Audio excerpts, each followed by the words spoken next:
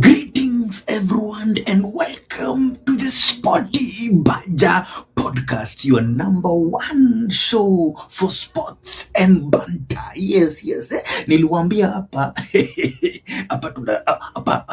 hapa tunapatiana tu banda tu, hapa ni kupatiana tu ball, mapasi za ball na mabanda, pasi ya ball na banda. Yes.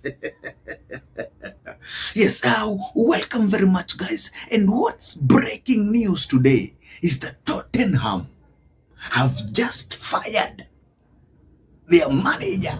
Yes, Tottenham is the latest EPL club to fire their manager, Thomas Frank. Yes, this of course is after a dismal results which they have been having. Remember, for the whole of 2026, Tottenham hawajaona kushinda. Yes, for the entire of 2026, Tottenham have not won any game match. Yes, in the EPL. And that is why Thomas Frank has been fired by Tottenham. But now we ask ourselves, it's only 12 games to go to the end of the season. Only 12 more matches to be played in the EPL. Now we ask ourselves, who is Tottenham going to hire as their manager now?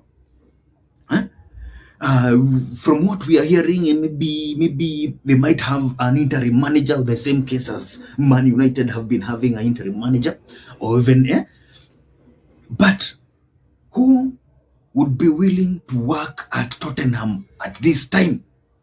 Because right now Tottenham are in shambles. They are broken. Yes. It is just very weird that they had to wait for this long, because the signs were all along. They had to wait for their loss yesterday at home when Newcastle thrashed them. Yes, they thrashed them. Tottenham only beat them once, only scored one goal. Yes, and then Newcastle scored 2 goals, and that was enough. You could even tell from the atmosphere, and even as the players were walking off the pitch, you could tell that the tension was there. Thomas Frank tried his best. He actually went and congratulated the players after the match. He walked into the field. Yeah, but maybe you could also feel like maybe he was also saying goodbye to the fans. Yes, I think he also felt, and also you could see it as he was walking down the dugout. You could actually tell that he was tired. He was a broken man. Hey, Tottenham. And now they sacked Ange. Should they actually have held on to Ange? Should they? Were they actually very hasty on sacking Ange?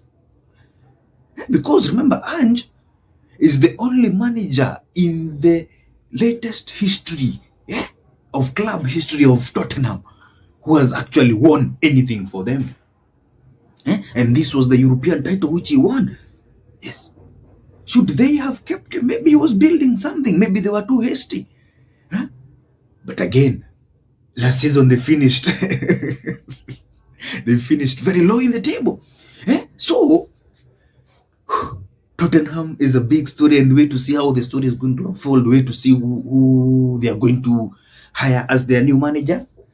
We are going to see, and of course the Sporty Badger will be here to give you the update and to laugh at them.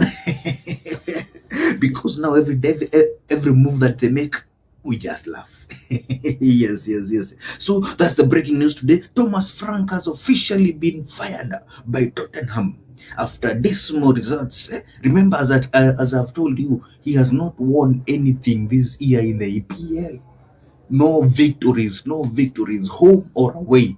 And I think with 12 games to go now, Tottenham are now looking to stay in the league. I told you in the previous video, I told you that Tottenham are now in the relegation battle. Yes, and I think that one of the ways that now they're trying to fight that relegation battle is by firing their coach and maybe hiring someone who will actually keep them in the table. Yes. So anyway, guys, that's today's update. Keep it Sporty Badger, keep it locked, keep it banter, and don't stop. Yes. Remember to like, comment, notification button hapo. Tell a friend. Let's get sporty, and let's get Sporty Badger to the next one.